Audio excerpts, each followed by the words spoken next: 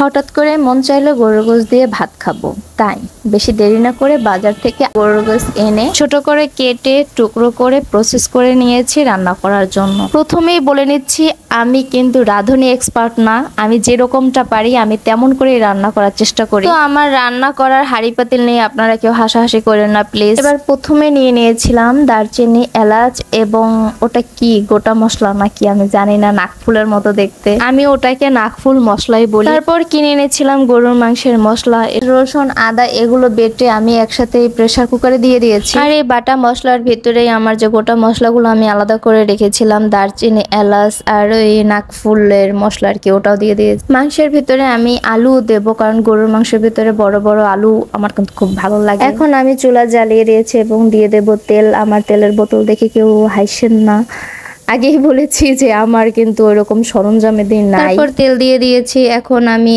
মশলাটা একটু ভেজে নেব যতক্ষণ পর্যন্ত এর কাঁচা একটা ভাব থাকে। আমার এই কাঁচা কাঁচা গন্ধটা ভালো লাগে। আমি দিয়ে দেব লবণ দিয়ে দেব 2 থেকে আড়াই চামচ, কারণ যেহেতু আমার এখানে গরুর গোশত আছে, আলু আছে, আর লাস্টে একটু চেক করে তারপরে আর কি লবণ দিতেও পারবো। লবণটা দিয়ে আমি একটু মশলাটা আর একটু ভালো করে ভেজে নিচ্ছি। তারপরে দিয়ে দেব পানি। এখন দিয়ে দেব হলুদ দেব পরিমাণ।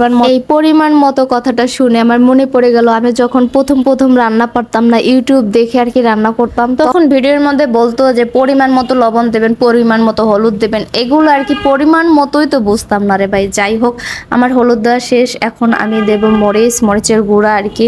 মরিচের গুঁড়া দিয়ে দিয়েছি 3 চামচ। আমার চামচটা কিন্তু বেশি বড় না, একদমই ছোট, আর আমার এই মরিচের গুঁড়া বেশি একটা ঝালও নাই, তাই আর কি আমি 3 চামচ দিয়েছি। আপনারা যদি আমার রান্না দেখে শিখতে চান তাহলে আপনারা মানে ঝাল হলে একটু কমাই দিয়েন, আর যদি মরিচের গুঁড়া ঝাল কম থাকে তাহলে একটু বাড়াই দিয়েন। যাই হোক, এখন আমি সব মশলা আর কি মিক্সড করে খুব মানে নাড়ানাড়ি করতেছি।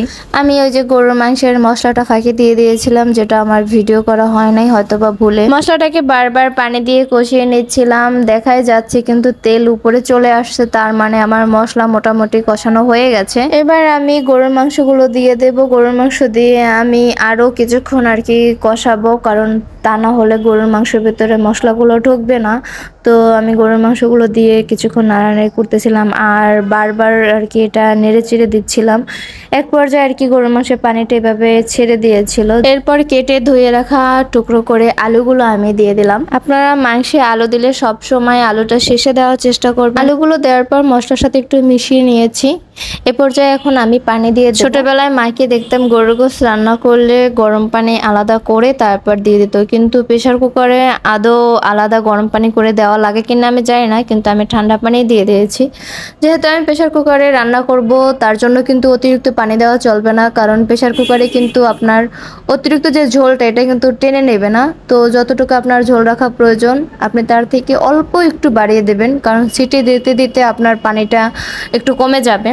তো আমি এরকম আর কি আন্দাজ করেই পানিটা দিয়ে দিয়েছি, আর প্রেসার কুকারে ততটা আমার সমস্যা হয় না পানি দেওয়ার ক্ষেত্রে। এখন আমি 2 চামচ জিরার গুঁড়া দিয়ে আর কি লবণটা চেক করে নিয়ে তারপরে, এখানে আমার গোশত ছিল আধা কেজি, তো আধা কেজির জন্য আমি টোটাল 6টা সিটি দিয়েছি। আর এই 6টা সিটিতেই আমার গরুর গোশত আলহামদুলিল্লাহ অনেক বেশি সিদ্ধ হয়ে গেছে, একটু শক্ত থাকে নাই, তো পারফেক্টলি আমার রান্নাটা হয়েছে। আজকের রান্না বান্না খাওয়া দাওয়ার ভিডিও এখানেই শেষ। দেখা হবে পরের কোনো ভিডিওতে।